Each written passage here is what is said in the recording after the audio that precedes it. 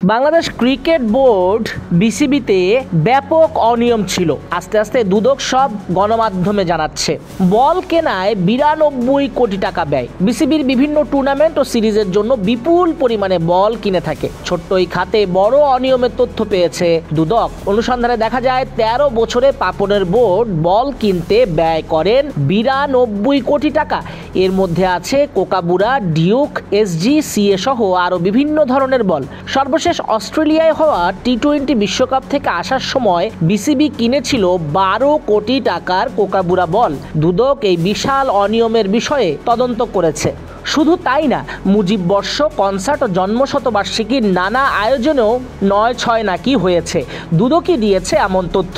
মুজিব শতবর্ষে ভারতীয় সঙ্গীত ব্যক্তিত্ব এ.আর. রহমানকে দিয়ে 2টি গানের অডিও ও ভিডিও রেকর্ড করিয়েছিল বিসিবি। একই সঙ্গে সাবেক প্রধানমন্ত্রী শেখ হাসিনার উপস্থিতিতে মিরপুরে বিশাল এক কনসার্টের আয়োজন করে বোর্ড। সেখানে শুধু গানের জন্যই অস্কার জয়ী কণ্ঠশিল্পী এ.আর. রহমানকে 5 কোটি টাকা দিতে হয়েছিল বিসিবির ফান্ড থেকে। শুধু তাই না, ওই কনসার্ট এ.আর. রহমানের সহশিল্পীদের খাবারের বিলের জন্য খরচ করা হয়েছে 80 লক্ষ টাকা। অর্থাৎ কোটি টাকার উপরেও নাকি খেয়েছেন এ.আর. রহমানের সহশিল্পীরা, যা শুনতেও বিস্ময়কর লাগছে অনেকের। শুধু কনসার্টের বাজেট নিয়েও অনেক তথ্য আছে। 7 কোটি টাকা বাজেটের আসরটি স্থগিত হবার পর বাজেট দাঁড়িয়েছিল 17 কোটি টাকায়। 2 বছর পর বোর্ডের পোস্ট ফ্যাক্টর পদ্ধতিতে কনসার্ট খাতে অতিরিক্ত ব্যয় দেখিয়ে আরো 8 কোটি টাকা তুলে নেওয়া হয়। ফলে এই কনসার্টের মোট ব্যয় দাঁড়ায় 25 কোটি টাকা। আর মুজিব বর্ষ উপলক্ষে বিশেষ বিপিএল আয়োজনে বোর্ডের ব্যয় ধরা হয়েছিল 83 কোটি টাকা।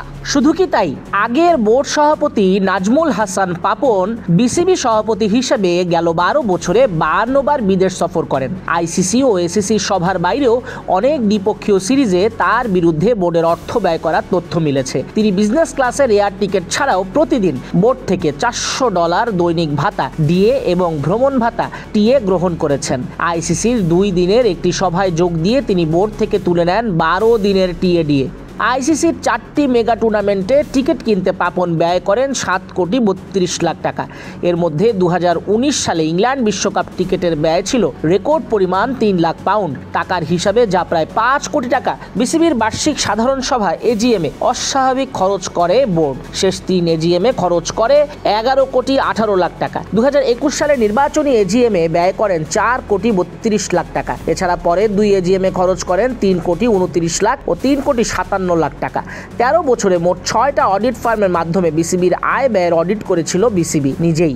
শুধু তাই না, জাতীয় দলের আয়ারল্যান্ড সফরে নিয়ম বহির্ভূতভাবে নিরাপত্তা ব্যয় ধরা হয়েছে 67,000 পাউন্ড।